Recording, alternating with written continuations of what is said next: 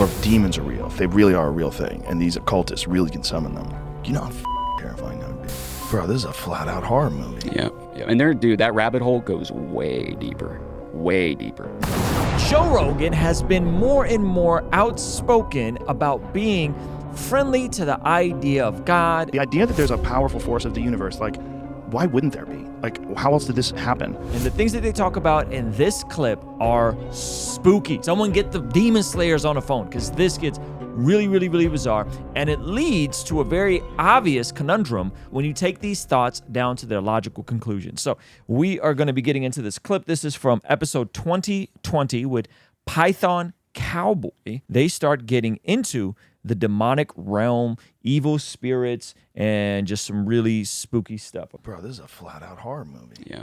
And dude, that rabbit hole goes way deeper.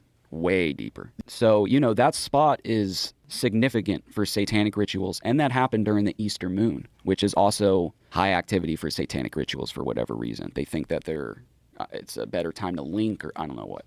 But oh, God. Yeah, it wasn't just some, you know, oh, we're laughing about it. It was like a real deal. They were trying to do something out there. You know what's really terrifying?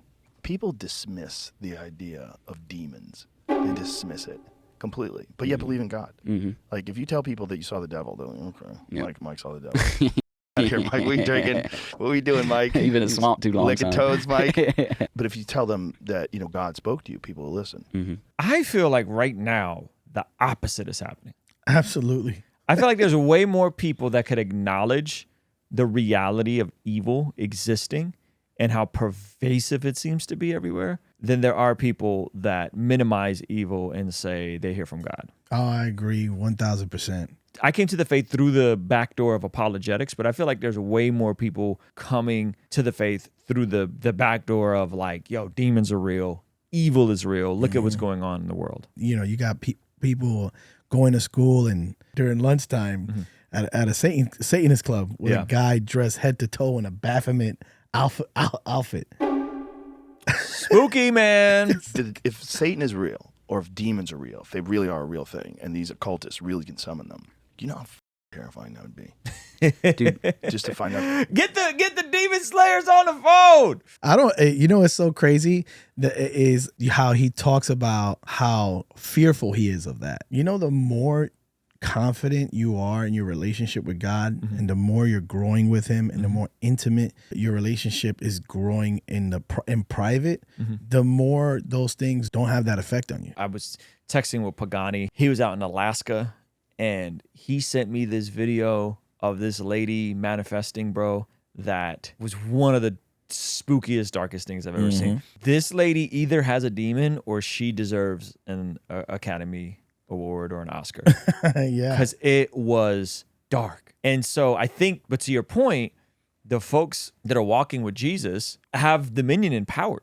That's right. You know, they to cast him out. And so it's interesting hearing it from the perspective of someone that's not a Christian. And so we don't have to assume his faith, or because he tells you he's not a Christian, he doesn't follow Jesus, he doesn't believe in Jesus. But they tend to have more fear. Yeah. Right? And they tend to be more afraid of it. But again, to me, logically, if demons are real, if evil is real, then God has to be real. Absolutely. And who has the most dominion and authority over demons? Jesus. Let me lay this on you. I spoke to a buddy of mine who went on a mission trip to Haiti. And in order to get people to come into this gathering that they were doing to invite people and share the gospel, you actually have to speak to the leader of that town. Okay. And in that town, it happens to be a witch doctor. So they had to go up a hill and go to a witch doctor's home. Okay. When they get there, there's nothing but like offerings all over the front of his house for him. Okay.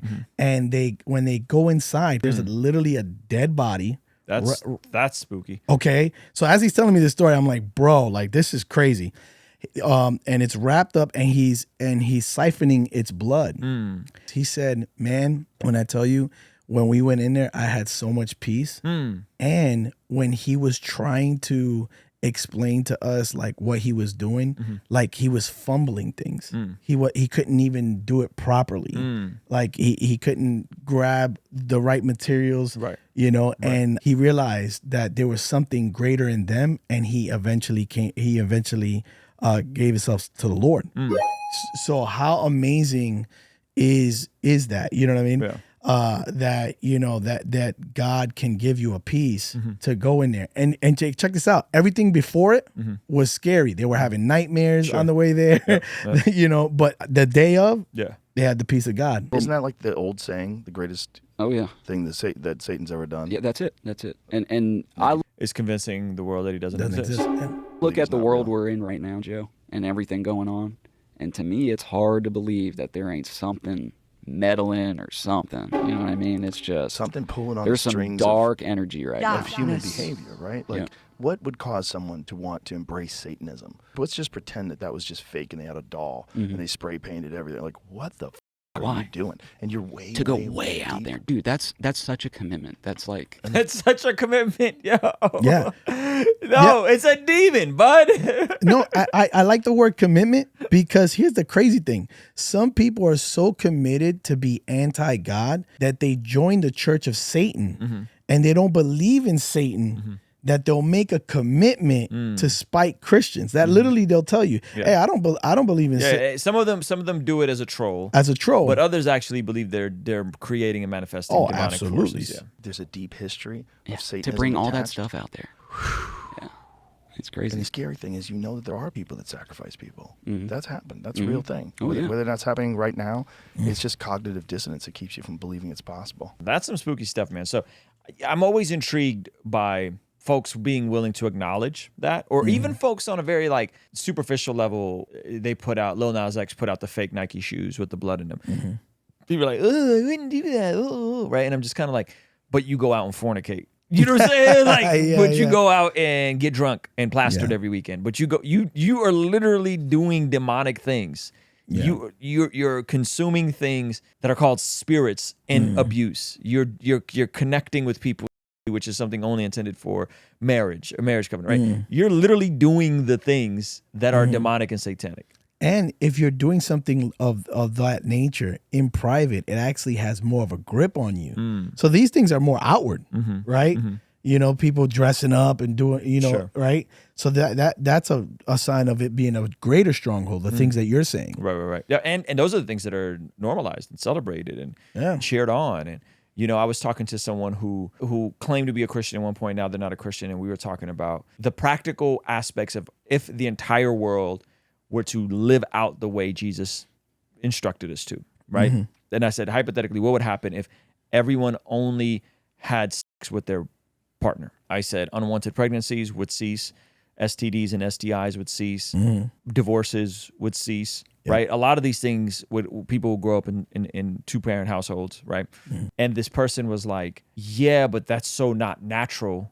And went on to tell me that, like, you know, almost everyone they know has racked up 50 plus partners. And the baggage, the ability to pair bond depleting with more and more partners that you have. And then eventually you're going to want to settle down and you're going to want the life that God actually wants for us in terms of marriage. And it's going to be that much harder because you've went out. And I'm not saying redemption isn't possible. And I'm not saying the Holy Spirit doesn't heal and all that kind of stuff, because that's where people go. But to be like, yeah, like everybody I know got like 50 plus partners. Oh my God. You know? And like, that's the wave. That's the move that that's the time a lot of people are on. And I don't think they're counting the cost of what that's going to mean to them down the road. And that it's not just this, like, we got to go do rituals, but you are doing rituals in a sense. Hey, this is a segment from our daily after party stream. Consider partnering with us online for as little as $5 a month to get access to these daily after party streams completely unedited. You'll also get access to our podcast as they are streamed live into the community before anyone else gets to see them, get to interact with our guests, get access to our private Discord server, and a discount code for our store for as little as $5 a month. Ultimately, that will help towards helping us continue contextualizing the gospel using media and podcast here on YouTube. All right, I'll see you over there. Peace.